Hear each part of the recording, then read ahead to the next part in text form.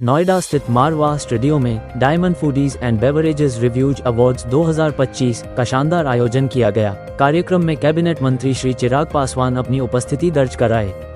केंद्रीय खाद्य प्रसंस्करण उद्योग मंत्री माननीय श्री चिराग पासवान ने एम्फी थिएटर का उद्घाटन किया और मारवाह स्टूडियो का पूरा कैंपस भ्रमण किया और साथ डॉक्टर संदीप मारवाह की प्रशंसा की। डॉक्टर संदीप मारवाह ने सभी लोगों का शुक्रिया किया और कहा, भारत की फूड इंडस्ट्री तेजी से बढ़ रही है। साथ ही भारत के अर्थव्यवस्था में फूड इंडस्ट्री की भूमिका बहुत अहम है।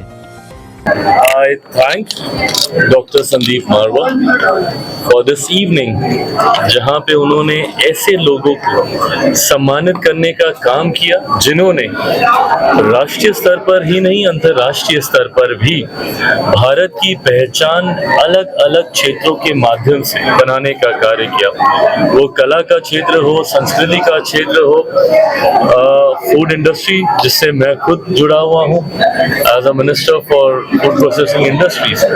मेरे लिए भी ये सौभाग्य की बात है कि ऐसे लोगों को सम्मानित करने का मुझे मौका मिला जिन्होंने भारत की पहचान खाद्य पदार्थों के माध्यम से, व्यंजनों के माध्यम से विदेशों में भी मजबूत करने का कार्य किया।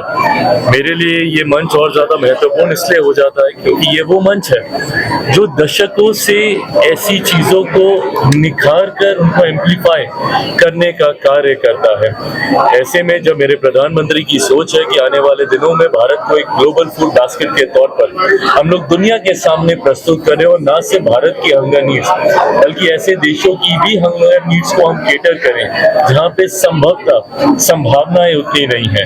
मुझे लगता है ये वो मंच है और ये वो साथी हैं इंडस्ट्री के जिनके माध्यम से ही ये संभव होगा। तो ऐसे में आज यहाँ पर आना और सबसे मुलाकात करना मेरे लिए भी एक खुशी का पल रहा। I'm truly honored to be here among the very prestigious dignitaries, and I'm highly thankful to Anup Tiwari ji who has invited me to this great evening। और मैं जितने भी यहाँ पर फूड इंडस्ट्री से एसोसिएटेड हैं उन सबको शुभकामनाएं देना चाहूँगी और मुबारकबाद देना चाहूँगी जिन लोगों को भी यहाँ अवार्ड मिला। और मैं अपने लिए भी बताना चाहूँगी कि मैं जम्मू कश्मीर से पहली मिसेस इंडिया हूँ। I was crowned in the year 2016 और मैं I am also serving Jammu and Kashmir government. I am serving as SD specialist. Thank you so much. Thank you so much. मुझे बड़ी खुशी है कि एएफटी ने 32 साल अपने पूरे किए हैं, मारवा स्टूडियो ने 34 साल अपने पूरे किए हैं और इस उपलक्ष्य के अंदर जो हमने अभी हाल ही के अंदर एम्फी थिएटर तैयार किया है उसकी एक भव्य यहाँ पर उद्घाटन था जिसके लिए देश के यूनियन मिनिस्टर चिराग पासवान जी यहाँ मौजूद रहे।